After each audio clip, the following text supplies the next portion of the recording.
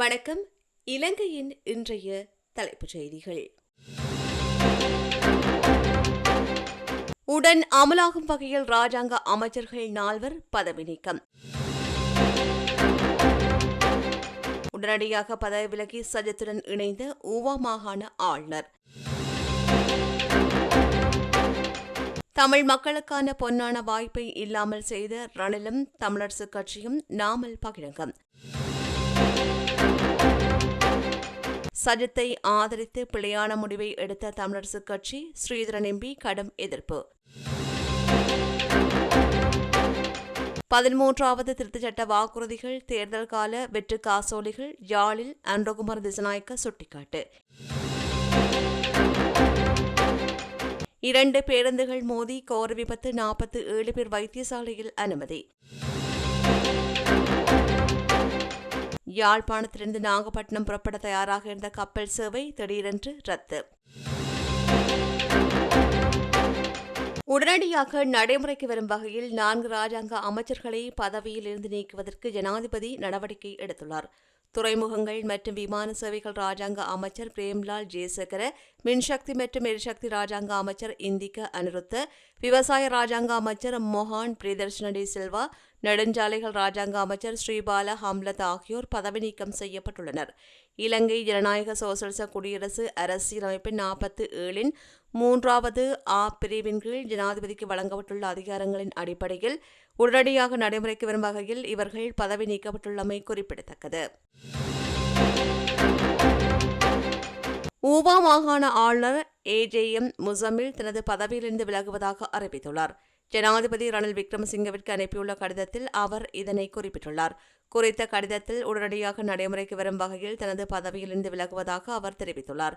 மேலும் எதிர்வரும் ஜனாதிபதி தேர்தலில் போட்டியிடும் சஜித் பிரேமதாசவிற்கு ஆதரவளிக்க தீர்மானித்துள்ளதாக முசமில் அந்த கடிதத்தில் குறிப்பிட்டுள்ளார். 2011 ஆண்டு முதல் 2016 ஆண்டு வரை கொழும்பு மேஜராக பணியாற்றியுள்ளதுடன் 2017 ஆண்டு தொடக்கம் 2019 ஆண்டுகளில் நல்லாட்சி காலத்தில் மலேசியாவிற்கான இலங்கை தூதுவராக முசமில் பணியாற்றியுள்ளார். அதன்பின் அவர் 2019 மேல் மாகாண ஆளுநராக நியமிக்கப்பட்டதுடன் 2020 முன்னாள் ஜனாதிபதி கோட்டபாய ராஜபக்சவினால் ஊவா மாகாண ஆளுநராக நியமிக்கப்பட்டமை குறிப்பிடத்தக்கது. தபால் மூல வாக்களிப்பு தொடர்பில் சமூக வலைதளங்களில் வெளியாகியுள்ள செய்தி முற்றிலும் பொய்யானது என்றும் எதிர்வரும் 21ஆம் தேதி மாலை 4 மணிக்கு பின்னரே வாக்கெண்ணும் பணிகள் ஆரம்பிக்கப்படும் என்று தேர்தல்கள் ஆணையாளர் நாயகம் சமன் ஸ்ரீ ரட்நாயக்க தெரிவித்தார். தேர்தல் ஆணைக்குழுவின் அலுவலகத்தில் நேற்று இடம்பெற்ற ஊடகவியலாளர் சந்திப்பில் அவர் இதனை தெரிவித்தார். தபால் மூல வாக்களிப்பு மத்திய நிலையங்களில் அமைதியான சூழல் காணப்படுகின்றது. பாதுகாப்பு பலப்படுத்தப்பட்டுள்ளது. சட்டவிரோத செயற்பாடுகள் ஏதும் இடம்பெறுமாயின் மாவட்ட தேர்தல்கள் அலுவலகத்தில் முறைப்பாடு அளிக்கலாம்.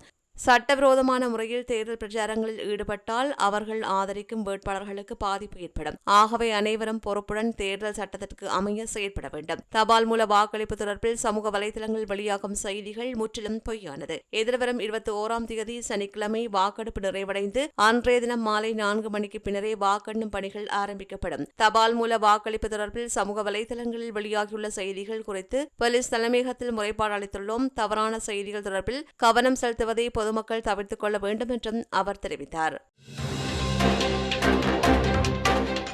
ஜனாதிபதி ரணில் விக்ரமசிங்கவும் இலங்கை தமிழரசுக் கட்சியும் கூட்டிணைந்து மாகாண சபைகளுக்கான தேர்தல் நடத்தப்படுவதற்கு முட்டுக்கட்டை போட்டதாக குற்றம் சாட்டிய பொதுஜன பெரமுனவின் ஜனாதிபதி வேட்பாளர் நாமல் ராஜபக்ஷ சஜித்தை ஆதரிக்கும் தீர்மானத்தினால் அந்த கட்சி பிளவடைந்துள்ளதாக சுட்டிக்காட்டினார்.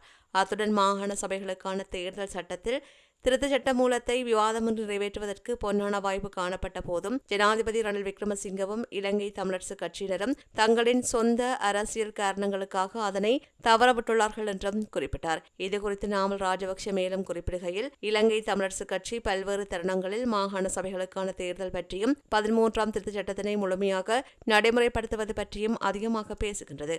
ஆனால் செயற்பாட்டில் வேறுபட்ட நிகழ்ச்சி நிலை அந்த கட்சியினர் கொண்டிருக்கின்றார்கள். இந்த உண்மையை நான் சொன்னால் எனக்கு தமிழ் சினிமா திரைப்படங்கள் வருகின்ற வில்லன் போன்று முத்திரை குத்துகின்றார்கள். ஆனால் தமிழ் மக்களின் உண்மையான வில்லன்கள் யார் என்பதை தமிழ் மக்கள் தற்போது புரிந்து கொண்டிருப்பார்கள் என்றும் அவர் மேலும் தெரிவித்துள்ளார்.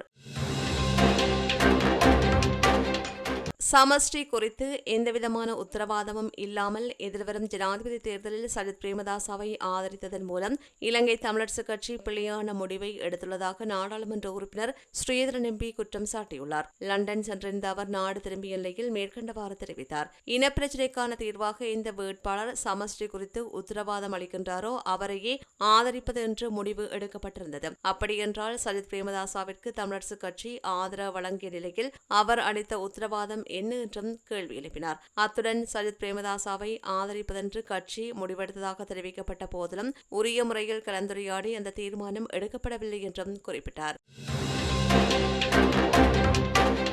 13 நடைமுறைப்படுத்துவது அல்லது 13+ வழங்குவதென்று கூறுவது தெற்கு வேட்பாளர்களின் தேர்தல் கால வெற்று காசோலை என்று தேசிய மக்கள் சக்தியின் ஜனாதிபதி வேட்பாளர் அன்றகுமார திசாநாயக்க தெரிவித்தார். யாழ்ப்பாணம் வீரசிங்க மண்டபத்தில் நேற்று இடம்பெற்ற பரப்புரை கூட்டத்தில் அவர் இதனை தெரிவித்தார். தமிழ் மக்களிடம் 13 வைத்து வியாபாரம் செய்வதற்கு நான் வரவில்லை. அந்த வியாபாரத்தை செய்யும் நோக்கமும் எனக்கு இல்லை. தென்னிலங்கை அரசியல்வாதிகள் ஒவ்வொரு ஜனாதிபதி தேர்தலிலும் தமிழ் மக்களுக்கு 13 காட்டி வாக்குகளை பெறும் முயற்சிகளை தொடர்ச்சியாக இடம்பெற்று வருகின்றது. ஒட்டுமொத்த இலங்கை மக்கள் விரும்புகின்ற மாற்றத்தை உருவாக்குவதோடு புதிய அரசியலமைப்பை ஏற்படுத்துவேன். நாட்டில் நீண்ட காலமாக புரியோடி போயுள்ள லஞ்சம் ஊழல்வாதிகளை அப்புறப்படுத்தி புதிய இலங்கை உருவாக்குவதே எனது இலக்கு. அதற்காக மக்கள் எங்களோடு அணி திரண்டுள்ளார்கள். நாட்டு மக்கள் எம்முடன் திரண்டுள்ள நிலையில் சுமந்திரன் சஜித் பிரேமதாசவிற்கு ஆதரவு வழங்கி தமிழ் மக்களின் எதிர்பார்ப்பை சீரழிக்க பார்க்கின்றார். சஜித் பிரேமதாசா 13 தரப்போகின்றாரா அல்லது 13+ தரப்போகின்றாரா என்பது தொடர்பில் தமிழ் மற்றும் சிங்கள மக்களுக்கு உண்மையை வெளிப்படுத்த வேண்டும். நாட்டை கொள்ளையடித்தவர்களும் நாட்டை கடனாளி ஆக்கியவர்களும் தற்போது ஜனாதிபதி வேட்பாளராக களமிறங்கிய சஜித் மற்றும் ரணில் பக்கமே உள்ளார்கள் என்றும் அவர் மேலும் சுட்டிக்காட்டினார். இதேவேளை தேசிய மக்கள் சக்தியின் ஜனாதிபதி வேட்பாளர் அன்றகுமார திசாநாயக்கவின் பிரச்சார கூட்டம் கிளிநொச்சி கூட்டுறவு சபை மண்டபத்தில் நேற்று இடம்பெற்றது. இந்த கூட்டத்தில் ஜனாதிபதி வேட்பாளர் அன்றகுமார திசாநாயக்க கலந்து கொண்டு உரையாற்றினார். இக்கூட்டத்தில் பல்வேறு பகுதிகளிலிருந்து மக்கள் கலந்து கொண்டிருந்தமையும் குறிப்பிடத்தக்கது. பிபில்ல நாகல பிரதேசத்தில் 2 பேருந்துகள் மோதி விபத்திற்கு உள்ளானதில் சுமார் 47 பேர் காயமடைந்த நிலையில் வைத்தியசாலையில் அனுமதிக்கப்பட்டுள்ளனர். இந்த விபத்து நேற்றிரவு 7:30 மணியளவில் இடம்பெற்றுள்ளது. பிபிலையில் இருந்து அம்பாறை நோக்கி பயணித்த தனியார் பேருந்து ஒன்றும் பின்னால் அதே திசையில் சென்ற அரச பேருந்து மோதியதில் இந்த விபத்து இடம்பெற்றதாக போலீசார் தெரிவித்தனர். குறித்த விபத்தில் ஆடை தொழிற்சாலை ஊழியர்கள் 47 பேர் காயமடைந்து பிபில வைத்தியசாலையில் அனுமதிக்கப்பட்டுள்ளதாக போலீஸ் ஊடகப் பிரிவு தெரிவித்துள்ளது. தமிழகத்தின் நாகப்பட்டினத்திற்கும் இலங்கையின் காங்கிரஸ் துறைக்கும் இடையிலான பயணிகள் கப்பல் சேவையில் நேற்றைய தினம் குழப்பகரமான சூழ்நிலை ஏற்பட்டதுடன் பயணிகள் பெரும் விசனம் வெளியிட்டுள்ளனர். கடந்த சில வாரங்களுக்கு முன்னர் தமிழகத்தின் நாகப்பட்டினத்திற்கும் இலங்கையின் காங்கிரஸ் துறைக்கும் இடையிலான பயணிகள் கப்பல் சேவையானது உத்தியோகமாக ஆரம்பிக்கப்பட்டது. இந்நிலையில் நேற்று காலை நாகப்பட்டினத்திலிருந்து புறப்பட்டு குறித்த கப்பல் காங்கிரஸ் துறையை வந்தடைந்தது.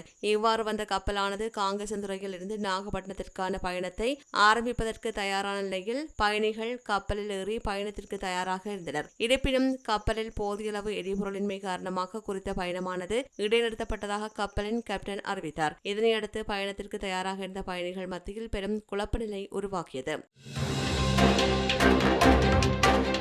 தமிழ் பொது வேட்பாளரை விமர்சனம் செய்ய நாடாளுமன்ற உறுப்பினர் சாணக்கியனுக்கு எந்த அருகதையும் இல்லை என்று வடமராட்சி வடக்கு கடற்தொழில் கூட்டுறவு சங்கங்களின் சமாசங்களின் முன்னாள் உபதலைவரான வர்ணகுலசிங்கம் தெரிவித்தார். வடமராட்சியில் வைத்து ஊடகங்களுக்கு கருத்து தெரிவிக்கையில் இவ்வாறு தெரிவித்தார்.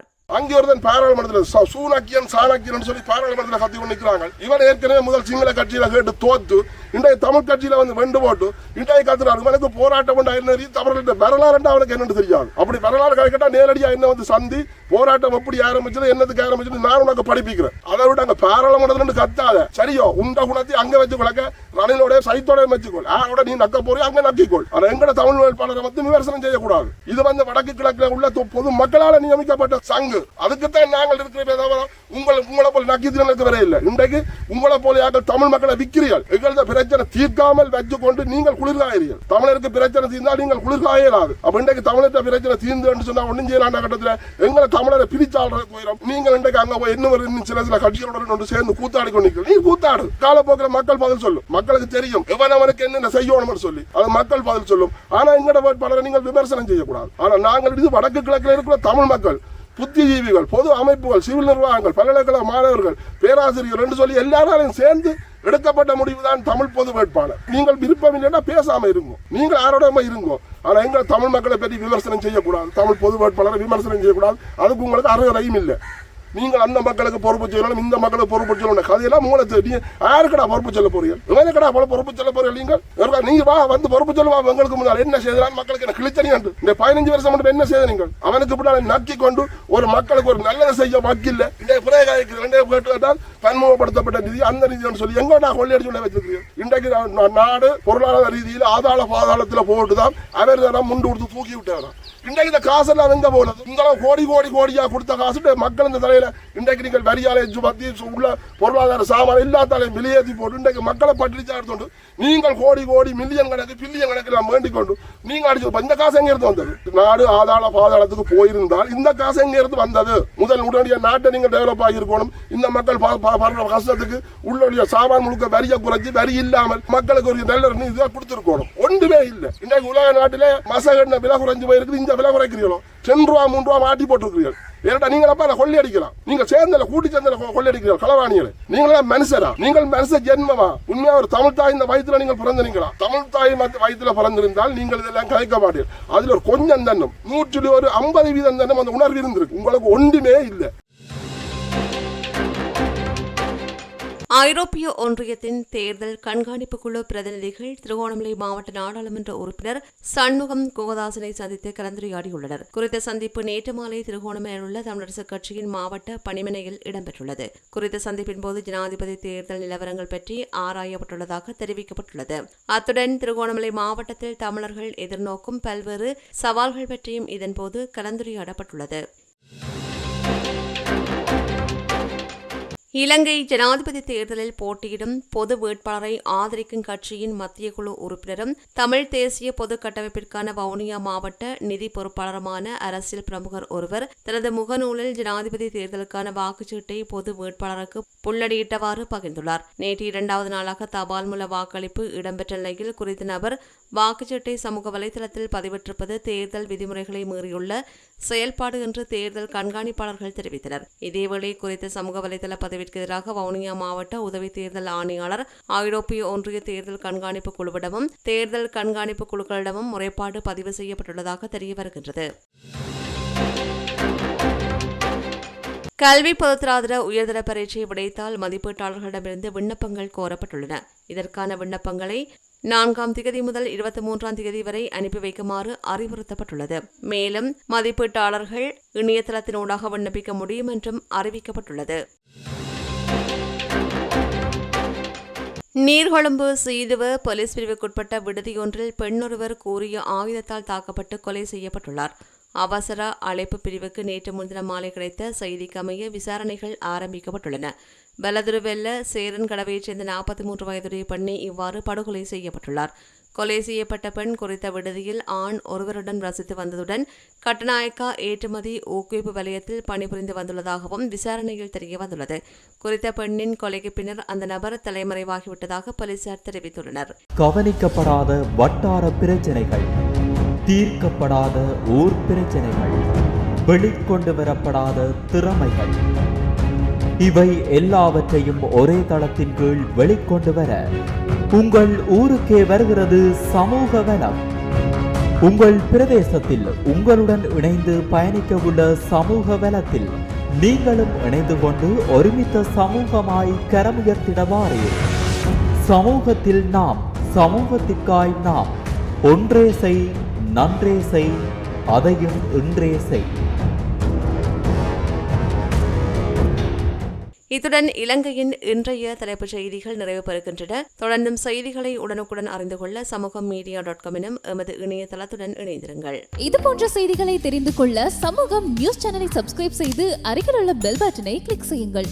மேலும் இதுபோன்ற செய்திகளை உடனுக்குடன் தெரிந்து கொள்ள சமூகம் மீடியா.com என்ற இணையதளத்தின் வாயிலாகவும் எங்களுடன் இணைந்திருங்கள்.